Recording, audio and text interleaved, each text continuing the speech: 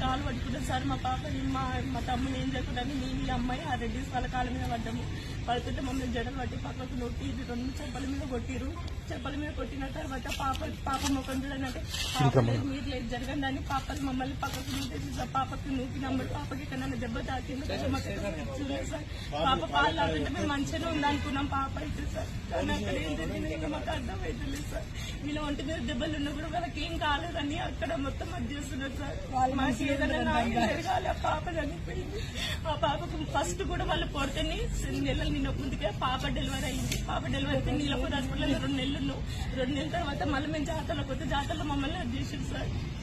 మొత్తం 2 సార్లు సార్ వాళ్ళ గొడవలే. మేము వాళ్ళకి భయపడి కూడా మేము కేసు కూడా పెట్టలేదు సార్. మమ్మల్ని ఊళ్ళో ఉండని అని చెప్పారు. మా మీద మేము ఏదో కేసులు పెట్టి కూడా. పాప వయసు ఎంత? పాప వయసు 2 months.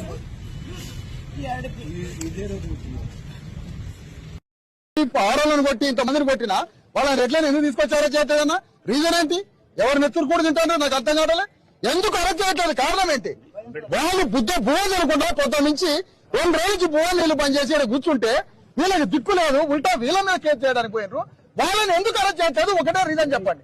వీళ్ళ కోర్టు నుంచి ఎందుకు పోతారు? వాళ్ళని సంకలన చేతులు పెట్టి ఈడ్చుకొచ్చి ఎందుకు పోలీస్ స్టేషన్ చేయలేదు? ఎందుకు రిమాండ్ చేయలేదు? ఎందుకు అరెస్ట్ చేయలేదు? అసలు పోలీసులకు సిగ్గు సర్వం లేకుండా ఎందుకు నిలబడ్డారు ఇక్కడ? ఎందుకు అరెస్ట్ చేయడానికి పోతారు? ఎందుకు అరెస్ట్ చేయడానికి పోవట్లేదు మీరు? వాళ్ళని ఎందుకు అరెస్ట్ చేయలేకపోతున్నారు? మీ మీద ఒత్తిడి ఏంటి? అసలు కారణం ఏంటి? అసలు ఇంత బాహాటంగా ఇంత దుర్మార్గమా? నీకు కుటుంబాలు లేవన్నా? నీకు భార్య పిల్లలు లేవన్నా? పిల్ల 2 నెలల పాపం చంపిండ్రు. ఆ రెడ్లను అరెస్ట్ చేయకుంటే ఈ యూనిఫామ్ ఎందుకు బ్రదర్? మీది దేనికి యూనిఫామ్ అంటారు? మీది మీ డ్యూటీ దేనికి? ఈ యూనిఫామ్ దేనికి? అసలు రీజన్ ఏంటి? ఎందుకు అరెస్ట్ చేయట్లేదు? రీజన్ చెప్పండి. ఒకటి కారణం ఏంటి? ఎందుకు అరెస్ట్ చేయట్లేదు? ఇది రాష్ట్రం అంతా అతిపెద్ద ఉద్యమం అయితే సార్. చివరికి పోలీసులు మొత్తం సస్పెన్స్ కావాల్సి వస్తుంది.